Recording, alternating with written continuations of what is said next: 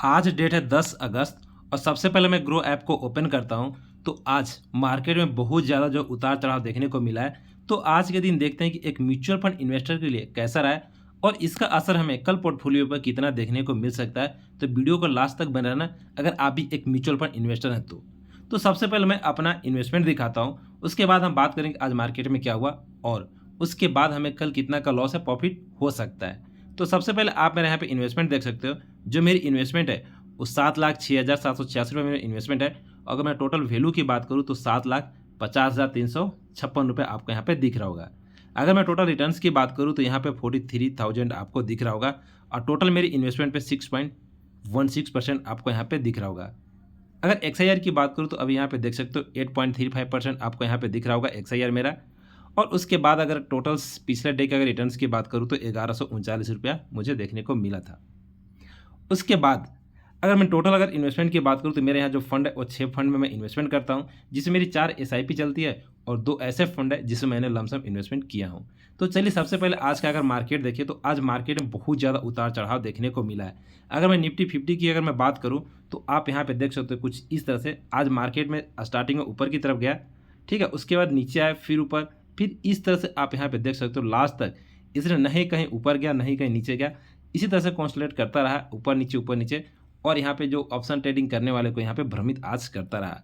अगर ओवरऑल में अगर किसी सारा का सारा अगर फंड की बात करूँ तो यहाँ पे आप फंड के देख सकते हो। अगर मैं इसको आज की देखूँ तो देख सकते हो कि बैंक निफ्टी भी आज तकरीबन नीचे की तरफ आया था, उसके बाद धीरे धीरे इस तरह से चला और आज मात्र 0.59% जो है यहाँ पे नेगेटिव में रहा। सेंसेक्स लास्ट में इसने 43 जो पॉइंट जो है पॉजिटिव में हुआ। उसका निफ्टी 50 भी आज बहुत देर तक नीचे अप डाउन होता रहा और ये भी आज 13 पॉइंट जो है पॉजिटिव में क्लोज हुआ। उसके बाद आज जो है निफ्टी IT जो है अच्छे खासे तकरीबन 1% के आसपास में बढ़त में था, लेकिन बाद में इसने धीरे धीरे मार्केट की तरफ डाउन हुआ और अभी जो लास्ट में जो क्लोजिंग हुआ वो यहाँ पे आप देख सकते हो कि 83 पॉइंट पॉजिटिव में क्लोज हुआ है। अगर मैं निफ्टी PSU बैंक की बात करूँ तो ये भी यहाँ पे तकरीबन 1.5% के आसपास में नेगेटिव में क्लोज हुआ है, आप यहाँ पे देख सकते हो। उसके बाद मैं लार्ज कैप की बात करूँ तो 18 पॉइंट मात्र पॉजिटिव में, यानी कि लास्ट तक इसने पॉजिटिव में क्लोज हुआ है। निफ्टी मिड कैप की बात करूँ तकरीबन इसने 0.5% के आसपास में पॉजिटिव में क्लोज हुआ है और अगर मैं स्मॉल कैप की बात करूँ तो यहाँ पे नेगेटिव में क्लोज हुआ है। यानी कि कल अगर मैं प्रॉफिट की बात करूँ तो कल मुझे, यानी कि अगर आप भी इन्वेस्टमेंट किए होंगे तो सोचिए कि आपको अगर कल निफ्टी IT में प्रॉफिट देखने को मिल सकता है, मिड कैप में मिल सकता है और हो सकता है कि कल थोड़ा बहुत आपको BSE हैंडल यानी कि लार्ज कैप, यानी कि जो फ्लैक्सी कैप और लार्ज कैप होगा उसमें आपको देखने को मिल सकता है।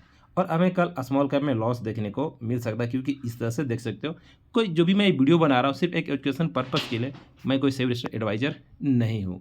इस तरह से कल हो सकता है मुझे भी तकरीबन 1 से 2 हज़ार का आसपास में लॉस देखने को मिल सकता है।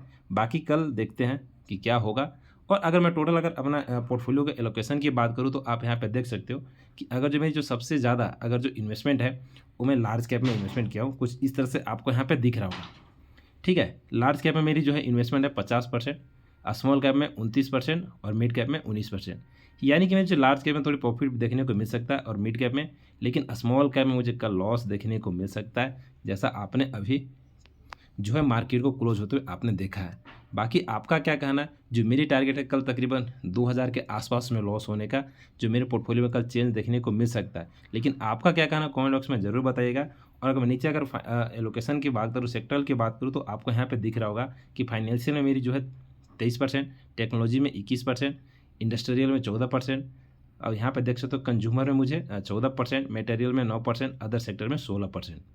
अगर मैं पूरी अगर स्टॉक जो सेक्टर में बात करूँ, जो मैं म्यूचुअल फंड में इन्वेस्टमेंट करते हैं, जो मेरी फंड मैनेजर किस फंड में इन्वेस्टमेंट करता है, तो इस तरह से कुछ आपको दिख रहा होगा कि इन्फोसिस में ज़्यादा है, यानी कि 3%, ICICI में 3%, भारत एयरटेल में 3%, HDFC में 2.5%, इस तरह से कुछ आपको यहाँ पे दिख रहा होगा।